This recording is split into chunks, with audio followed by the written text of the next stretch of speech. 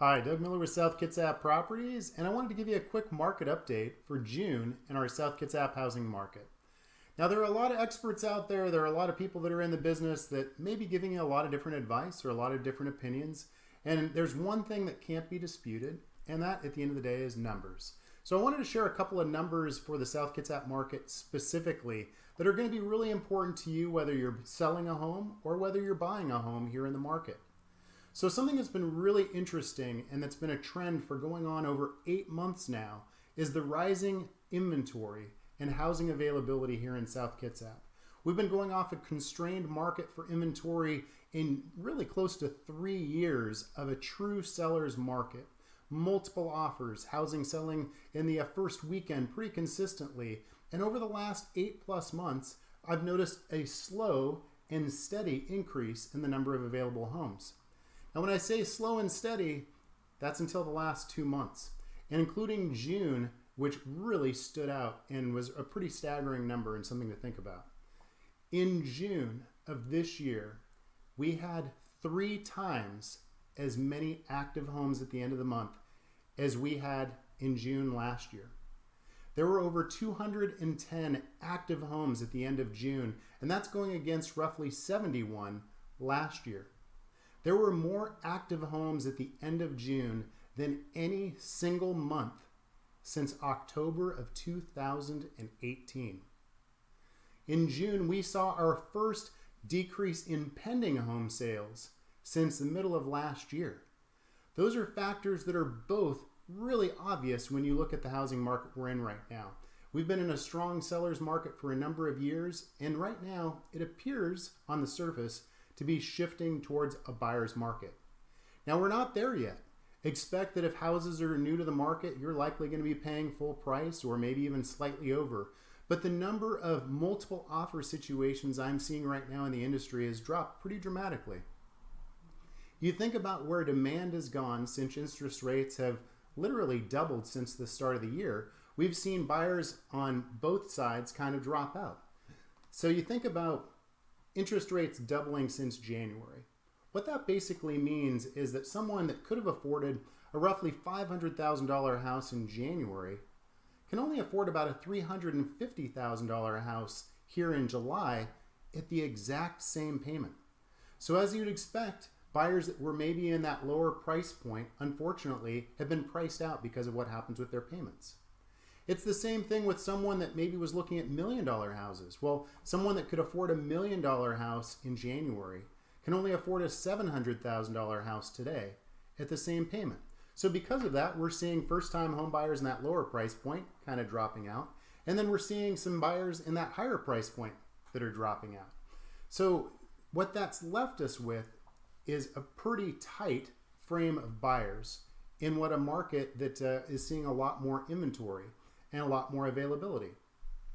If your house is right, if it's priced right, if it's marketed correctly, it still will sell. But something to be prepared for if you're selling your home, whether your house is on the market now or whether your house is going to be on the market next week or next month, is there's a good likelihood that your house may be on the market for a little while. Don't be discouraged by that. Just look at the feedback. What I've told sellers for years and still applies today is if you've had 30 showings and no offers, what does that tell you? It's probably an indication your house is probably too high for price. It's the same thing if your house has been on the market for a few weeks and you've only had maybe 2 or 3 showings. It's probably a good indication that your house may be too high for price. At the end of the day, what you're looking for is a good balance of showings and a good balance of feedback. So if your house is currently on the market, and maybe it's been on the market a week, 2 weeks, maybe you're going on 3 weeks, don't be discouraged, don't give up hope. The market is changing. It's leveled out, it's constantly evolving with interest rates, and as more homes are coming on. So the big question that you may have right now is there a big collapse coming? I've seen the news say that we could be seeing a big housing collapse or that prices could drop. Quite honestly, I'm not expecting there to be any dramatic decrease in prices here this year. Could things happen? Yes. Do I have a crystal ball? No, I don't. Otherwise, I'd be buying lottery tickets the same way you would if you had a crystal ball, right? But what I can tell you is just looking at demand, looking at prices currently, I am seeing some prices start to go down. I'm seeing more sellers take slight price reductions, but I'm not seeing any dramatic price decreases. I'm not certainly expecting any dramatic collapse. And if you're in the market to buy a home right now, what I would tell you is that it's still an absolutely healthy time to buy a house. At the end of the day, whether you're buying today, buying tomorrow, buying a year from now, if you're planning on living in your home for longer than 3 to 5 years, buying a house will always be a good investment. If you can afford the payment of your house, and your house were to see a slight decrease in price, but you're not selling, you're still going to be okay. At the end of the day, can you afford the payment for the house that you're in? One last example I'll leave you with, and thanks for your patience in watching this video. I think it probably rambled on maybe a little longer than I meant to, and hopefully I haven't lost your interest, or maybe I've piqued it. But I bought my house at the peak of the market in 2006. My family and I, we moved here 16 years ago. It was the top of the housing market, and then we saw a crash that saw our value literally drop close to 30%. That's a pretty eye-opening thing as a homeowner, right? But what I told my wife then, and I still insist today, is it didn't matter, because at the time we weren't moving. We could afford the house we were in, and we were looking forward to continuing to grow our family here in the community. So if you're not planning on selling your house for 3 to 5 years, I'd still say buying a home is still a fantastic investment. History shows it's a great investment. It's a way to build wealth. And at the end of the day, you're paying off a debt that goes to you versus a landlord. If you're planning on being here less than 3 years, and we have a lot of people here that are military families, my personal recommendation, and I know it may not be very popular, I would probably consider holding off for a bit. There's a danger that certainly we're not going to see the 10 to 15% appreciation we've seen year over year, going on for close to 3 years at this point. That's not healthy, and it wasn't sustainable.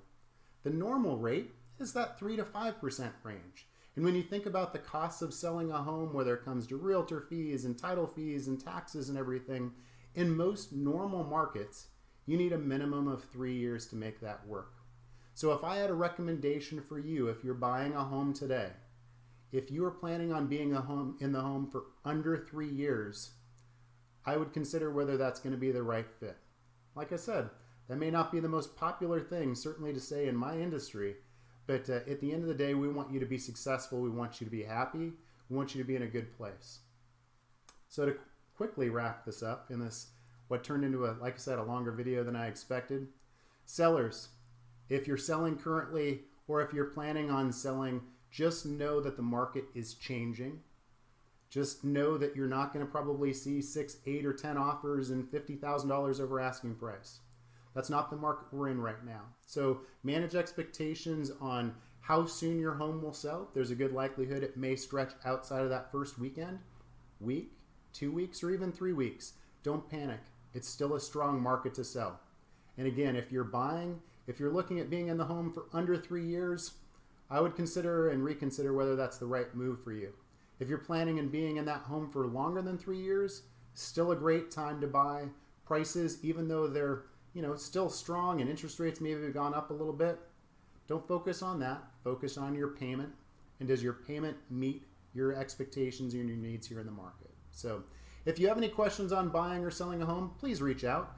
My team and I, we are more than happy to help. Our office is here local. All of our team live here local and have for some time, and we'd be more than happy to answer any questions you have. So thanks so much for watching. If this video helped you, please like our Facebook page or wherever you find us online on social media. You can always see our reviews online across multiple platforms. And thank you so much for watching. Hope you had a great 4th and enjoy the week.